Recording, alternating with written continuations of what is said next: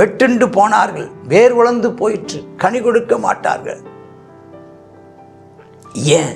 17 வசனம், செவி கொடாமற் போனபடியால், கீழ்ப்படியாமல் போனபடியால், பின்பற்றாமல் போனபடியால், உண்மை இல்லாமல் போனபடினால், உத்தரவாதம் பண்ணாதபடியால், உக்கிரானத்துவ பணியிலே துரோகம் பண்ணினபடியால் அந்நிய ஜாதிக்குள் அலைந்து திரிவார்கள் என்று கர்த்தர் துரத்தி விடுகிறதை பார்க்கிறோம். இந்த காலவெளியிலே தேவ சமூகத்தை நோக்கி பார்ப்போமா? இப்படிப்பட்ட காரியங்கள் வராதபடிக்கு தேவனோடு கூட நல்ல ஐக்கியமாயிருப்போம். வசனத்தின்படி நடக்க அர்ப்பணிப்போம்.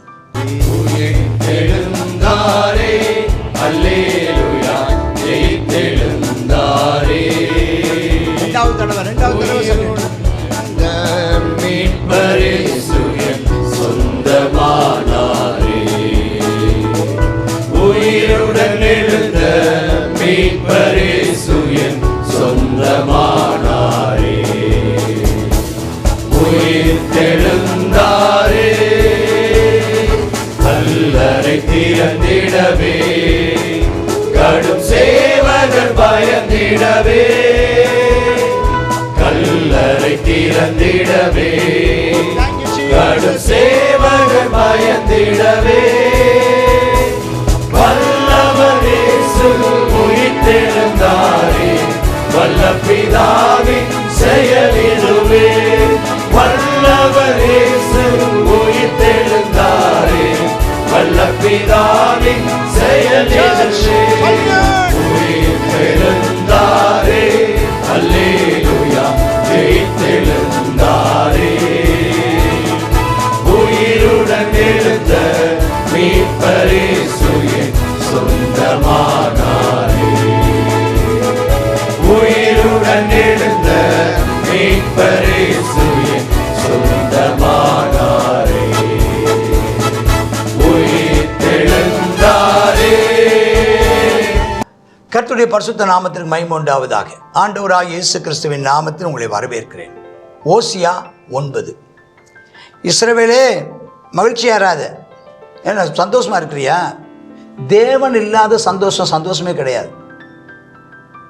தேவ ஜனங்களோடு கூட இருந்து அதில் உள்ள சந்தோஷம் தான் உண்மையான சந்தோஷமே தவிர மற்றதெல்லாம் ஒன்று நீயே சந்தோஷமாய் காட்டிக்கொள்வதற்காக.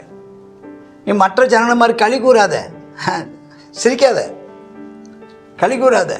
ஏன்னா நீ உன் தேவனை விட்டு நீ சோரம் போயிட்டியே. தானியம் போர் அடிக்கிற சகல களங்களையும் போய் பணயத்தை நாடுறியே. எங்கெல்லாம் போர் அடிக்கிறாங்களோ, தானியம் விளைவிச்சு தானியம் போர் அடிக்கிற இடத்துலலாம் போய் நீ போய் அங்கே போய் களங்களில் போய் பணயத்தை அங்கே போய் காசு வாங்குறதுக்கு பார்க்குறியே. அங்கே போய் ஏதோ ஒன்று சொல்லி உனக்கு வருமானத்துக்காக நீ போய் கையேந்துகிறையே. தானிய களம், திராட்சை தொட்டி பிழை போட்டுவதில்லைப்பா. அவளுக்கு திராட்சை ரசம் ஒழிஞ்சு போகும். கர்த்தருடைய தேசத்தில் குடியிருப்பதில்லை. எப்ராஹிமர் திரும்ப எகிப்துக்கு தான் போவாங்களே தவிர திரும்ப இங்கே கொண்டு வந்து சேர்க்கப்பட முடியாது. அசீரியாவில் தீட்டுள்ளதை போய் புசிப்பீங்க. அவர் கர்த்தருக்கு திராட்சரசத்தின் பானபலி வார்ப்பதில்லை. கர்த்தருக்குன்னு திராட்சரசம் கொடுக்கறது இல்லை. அவருக்கு அங்கீகரிப்பா இருப்பதும் இல்லை. அப்படி நீ கொடுத்தாலும் அவர் அதை அங்கீகரிக்க போகிறதில்லை. அவருடைய பலிகள் அவர்களுக்கு துக்கம் கொண்டாடின அப்பத்தை போல இருக்குமா. அதை புசிக்கிற யாவரும் தீட்டுப்படுவார்களாம். அவருடைய அற்பம் அவர்களுக்கே ஆகும். அது கர்த்தருடைய ஆலயத்தில் வராது. நீ கொடுக்குற காணிக்கை கர்த்தர் அங்கீகரிக்க மாட்டார். தேவனோடு கூட சரியான ஐக்கியமும் உறவும், முதலாவது உறவு, ரெண்டாவது ஐக்கியம், மூணாவது சமாதானம் இல்லாமல் நீ கொடுக்குற காணிக்கை வேஸ்ட்டு. காணிக்கை வச்சு பிரயோஜனம் இல்லை. அது கர்த்தர் அங்கீகரிப்பதில்லை. ஆசரிப்பு நாளில், கர்த்தருடைய நாளில் என்ன செய்வீங்க? பால் கடிப்புக்கு தப்பும்படி போய்விட்டாங்க. எகிப்து அவர்களை சேர்த்து கொள்ளும், மோவப்பட்டினம் அவர்களை அடக்கம் பண்ணும். அதான் நடக்கும். அவர்களுக்கு வெள்ளி இருந்த விருப்பமான இடங்கள் காஞ்சூருக்கு சுதந்திரமாகும். அப்படியே வாசஸ்தலங்களில் முச்செடி முளைக்கும். பிரயோஜனம் இல்லை. இன்னும் திரும்ப திட்டுறார், எச்சரிக்கிறார். விசாரிப்பின் நாட்கள் வரும், நீதி சரிகற்ற நாள் வரும். இனிமே தான் வரப்போகுது, அதுக்குள்ளே திருந்துங்கிறார். இஸ்ரவேல் அறிந்து கொள்வார்கள். உன் மிகுதியான அக்கிரமத்தினாலையும் மிகுதியான பகை உணர்வினாலும் தீர்க்கதரிசிகள் மூடரும் ஆவியை பெற்ற மனுஷர்கள் பித்தம் கொண்டவர்களாக இருக்கிறாங்க.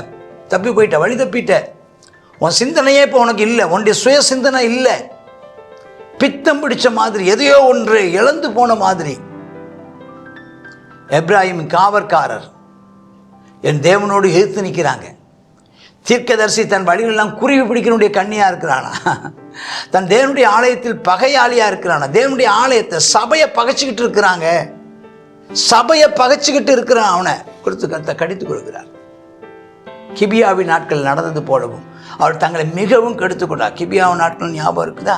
கிபியாவின் நாட்கள் ஒரு மனுஷன், ஒரு ஆசாரியன், லேவியன் ஒருத்தன், அவன் வரும்போது அவனுடைய மனைவியை சின்னாபின்னமாக்கி அசிங்கப்படுத்தினாங்களே, அவங்க அந்த சம்பவம் நடந்தது கிபியாவில்.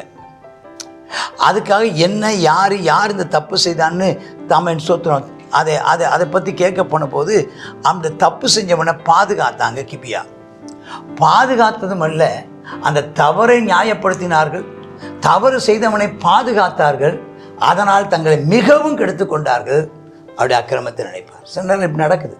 என்ன நடக்குதுன்னா, தங்கள் பாவத்தை உணர்வடைவதும் இல்லை, அந்த பாவம் செய்தவனை பாதுகாக்கிற கூட்டமும் இருந்து என்ன செய்வதில்லைன்னா பாவத்தோடு பாவத்தை கூட்டிக் கொள்கிறார்கள். கர்த்தர் விசாரிப்பார். வனாந்திரத்தில் திராட்சை குலைகளை கண்டுபிடிப்பது போல நான் ஒரு காலத்தில் இஸ்ரவேலை கண்டுபிடிச்சேன். எங்கேயோ இருந்து அவனை கண்டுபிடிச்சேன். அத்தி மரத்தில் முதல் தரம் பழுத்த கனிகளைப் போல உங்கள் பிதாக்களை நான் கண்டுபிடிச்சேன்ப்பா. அன்னைக்கு நான் கண்டுபிடிச்சேன். ஆனாலும் அவர்கள் பாகால் பெயர் அன்றைக்கு போய் லட்சையானதுக்கு தங்களை ஒப்புவித்து தங்கள் நேசித்தவைகளைப் போல தாங்களும் அருவருப்புள்ளாமலாம் மாறிட்டாங்களே. எங்கேயோ இருந்து அவளை கொண்டு வந்து நான் அந்த திராட்சை கொலையை கண்டுபிடித்தது போல, அத்திப்பழத்தை கண்டுபிடித்தது போல கண்டுபிடித்து நான் அவனை ஆசீர்வதித்த போதும் பாகால் பெயர் திரும்ப போய் லட்சையானார்களே. எப்ராஹிம் மகிமை ஒரு பறவையை போல பறந்து போயிடுமா? ஆமாம், போயிடும். இது வரைக்கும் இருந்த மகிமை இருக்காது. பறவை பறந்து போகிற மாதிரி போயிடுச்சு. பரிசுத்த ஆவியான வந்து இறங்கின புறா அந்த புறா திரும்ப பறந்து போயிடுச்சு. எசேக்கியேல் வாசித்தது போல் அந்த மகிமை, இறங்கி வந்த மகிமை, அந்த செக்கேனா மகிமை, ஹல்லேலூயா, அந்த மகிமை திரும்ப எடுபட்டு போயிடுச்சு. சிம்சோனுக்குள்ள இருந்த பரிசுத்த ஆவியானவர் அவரை விட்டு விலகி போனது போல விலகி போயிடுச்சு. பிரயோஜனம் இல்லை. அந்த மகிமை இனி மகிமை பறப்பதும் இல்லை. இனி அந்த மகிமை இருக்கிறதும் கர்ப்பத்தில் வயிற்றில் இருப்பதும் இல்லை. அந்த மகிமை இனி இருப்பதில்லை. பிள்ளைகளை பற்றி சொல்கிறார் பாருங்கள். ஏதாவது இது எல்லாமே உதாரணங்களாக, உவமானங்களாக, சங்கேத மொழிகளில் இதெல்லாம் நிச்சயப்பட்டிருக்குதுன்னா சொல்லப்பட்டிருக்கிறது. ஒவ்வொன்றுக்கும் ஒரு அர்த்தம் இருக்குது. பிறப்பதில்லை, வயிற்றில் இருப்பதில்லை, கர்ப்பம் தரிப்பதில்லை அப்படின்னா என்ன அர்த்தம்னா, உண்டானதும் போயிடும், வெளியே வராது, இனி தங்குவதும் இல்லை, இனி புதுசாக உருவாவதும் இல்லை. பிள்ளைகளை வளர்த்து அப்படியே வந்தாலும் அது அவர்களுக்கு மனுஷராதபடி அவர் பிள்ளையற்ற ஆக்குவேன், விட்டு போயிடுவாங்கன்னு சொல்கிறார். அவளுக்கு ஐயோ, நான் எப்ராஹிம் தீர்வின் திசை மட்டும் இருக்கிறது போல நல்ல வசதியான இடத்துல நாட்டப்பட்டிருக்கிறது. ஆனாலும் எப்ராஹிமர் தங்கள் கொலை செய்கிற இடத்துல வெளியே கொண்டு போய் விடுவார்களாம். ரொம்ப கடினமான வார்த்தைகளை சொல்கிறார். அப்படியே பொல்லாப்பெல்லாம் கில்காலன்றாக்குமா, வெறுத்தேன்கிறார், சமூகத்தை விட்டு துரத்துவேங்கிறார், இனி நேசிக்க மாட்டேங்கிறார். ஏன்னா துரோகிகள்ங்கிறார். வெட்டுண்டு போனார்கள், வேர் வளர்ந்து போயிற்று, கனி கொடுக்க மாட்டார்கள். ஏன்? 17 வசனம், செவி கொடாமற் போனபடியால், கீழ்ப்படியாமல் போனபடியால், பின்பற்றாமல் போனபடியால், உண்மை இல்லாமல் போனபடினால், உத்தரவாதம் பண்ணாதபடியால், உக்கிரானத்துவ பணியிலே துரோகம் பண்ணினபடியால் அந்நிய ஜாதிக்குள் அலைந்து திரிவார்கள் என்று கர்த்தர் துரத்தி விடுகிறதை பார்க்கிறோம். காலவெளியிலே தேவ சமூகத்தை நோக்கி பார்ப்போமா? இப்படிப்பட்ட காரியங்கள் வராதபடிக்கு தேவனோடு கூட நல்ல ஐக்கியமாயிருப்போம். வசனத்தின்படி நடக்க அர்ப்பணிப்போம். கர்த்தர் உங்களை ஆசீர்வதிப்பாராக. ஆமேன், ஆமேன். God bless you.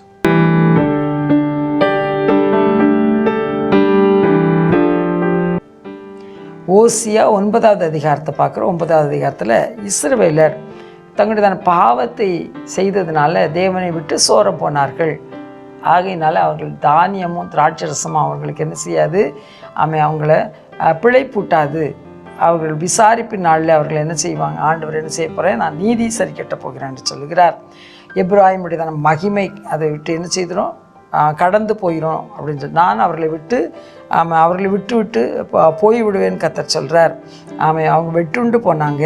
அவருடைய வேர்கள் நான் அவங்களோடு இல்லாதனால வேர்கள் உலர்ந்து போயிட்டு அவர்கள் அவருக்கு செவி கொடுக்காதபடினால் தேவனா என்ன செய்வாராம், அவர்களை விட்டு நான் ஒரு வெறுத்து அவர்களை விட்டு போய்விடுவேன் என்று சொல்லி கர்த்தர் இந்த இடத்துல உறுதியாக சொல்லுகிறதை பார்க்குறோம்.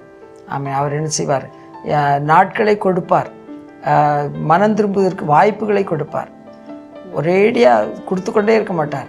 அவருடைய ரட்சிப்பின் நாட்கள், ரட்சணியத்தின் நாட்கள், இதுவே அனுக்கிரக காலம், இதுவே ரட்சணிய நாள். இந்த நாள் முடியும் போது அவர் நியாயாதிபதியாக வரும்போது தண்டனை மட்டும்தான் கொடுப்பார். ஆகையினால் மனம் திரும்புவதற்குரிய வாய்ப்புகளை நாம் பயன்படுத்தி கொள்வோம். ஜெபிப்போம். கர்த்தாவே உமக்கு நன்றி ஏசப்பா.